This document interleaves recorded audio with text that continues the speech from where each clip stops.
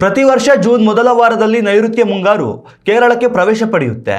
ಆದರೆ ಈ ಬಾರಿ ವಾಡಿಕೆಗೂ ಮೊದಲೇ ಅಂದರೆ ಮೇ 26ರಿಂದಲೇ ಮುಂಗಾರು ಭಾರತ ಪ್ರವೇಶಿಸಲಿದೆ ಎಂದು ಹವಾಮಾನ ಇಲಾಖೆ ಭವಿಷ್ಯ ನುಡಿದಿತ್ತು. ಆದರೆ ಇದೀಗ ಈ ಭವಿಷ್ಯ ತಲೆಕೆಳಗಾಗಿದ್ದು ಮುಂಗಾರು ಮಾರುತಗಳು ಇನ್ನೂ ಕೇರಳ ಪ್ರವೇಶಿಸಿಲ್ಲ ಎನ್ನಲಾಗಿದೆ. ಮುಂಗಾರು ಮೊದಲು ಕೇರಳವನ್ನು ತಲುಪಿ ಅಲ್ಲಿಂದ ಮುಂದಿನ ಒಂದು ವಾರದಲ್ಲಿ ದಕ್ಷಿಣ ರಾಜ್ಯಗಳ ಮೂಲಕ ಉತ್ತರ ಭಾರತದ ರಾಜ್ಯಗಳನ್ನು ತಲುಪುತ್ತದೆ. ಭಾರತದ ವಾರ್ಷಿಕ ಸುಮಾರು 70% ಮಳೆ ಇದೇ ಮುಂಗಾರಿನಿಂದ ಬರುವುದರಿಂದ ಮುಂಗಾರು ಆಗಮನ ಅತ್ಯಂತ ಪ್ರಮುಖ ಪಾತ್ರ ವಹಿಸಿದೆ.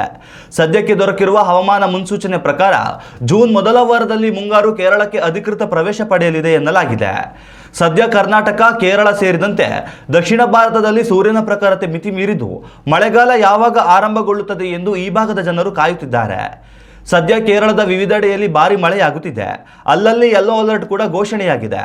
ಆದರೆ ಹವಾಮಾನ ಇಲಾಖೆ ಮುಂಗಾರು ಆಗಮನವಾಗಿದೆ ಎಂದು ಘೋಷಿಸಲು ಕೇರಳ ವ್ಯಾಪ್ತಿಯಲ್ಲಿ ಗುರುತಿಸಲಾದ 14 ಹವಾಮಾನ ಕೇಂದ್ರಗಳಲ್ಲಿ ಕನಿಷ್ಠ 60% ಕೇಂದ್ರಗಳು ಸತತ 2 ದಿನಗಳವರೆಗೆ 2.5 ಮಿಲಿಮೀಟರ್ ಅಥವಾ ಅದಕ್ಕಿಂತ ಹೆಚ್ಚು ಮಳೆ ದಾಖಲಿಸಬೇಕು.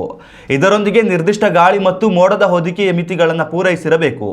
ಈ ಮಾನದಂಡಗಳನ್ನು ಪೂರೈಸಲು ಸದ್ಯ ಕೇರಳದ ಹವಾಮಾನ ಪರಿಸ್ಥಿತಿ ವಿಫಲವಾದ ಹಿನ್ನೆಲೆಯಲ್ಲಿ ಮುಂಗಾರಿನ ಆಗಮನವಾಗಿಲ್ಲ ಎಂದು ಐಎಂಡಿ ಹೇಳಿದೆ. ಉತ್ತಮ ಸಂಸ್ಕಾರಯುತ ಶಿಕ್ಷಣದೊಂದಿಗೆ VSS English medium CBSE school Udupi Muddur. ನರ್ಸರಿಯಿಂದ 10ನೇ ತರಗತಿವರೆಗೆ ಶಿಕ್ಷಣದ ಜೊತೆಗೆ 5ರಿಂದ 10ನೇ ತರಗತಿವರೆಗಿನ ವಿದ್ಯಾರ್ಥಿನಿಯರಿಗೆ ಉತ್ತಮ ಹಾಸ್ಟೆಲ್ ಸೌಲಭ್ಯವೂ ಇದೆ. ನಿಮ್ಮ ಮಕ್ಕಳ ಪ್ರವೇಶಾತಿಗಾಗಿ ಈ ಸಂಖ್ಯೆಗೆ ಕರೆ ಮಾಡಿ.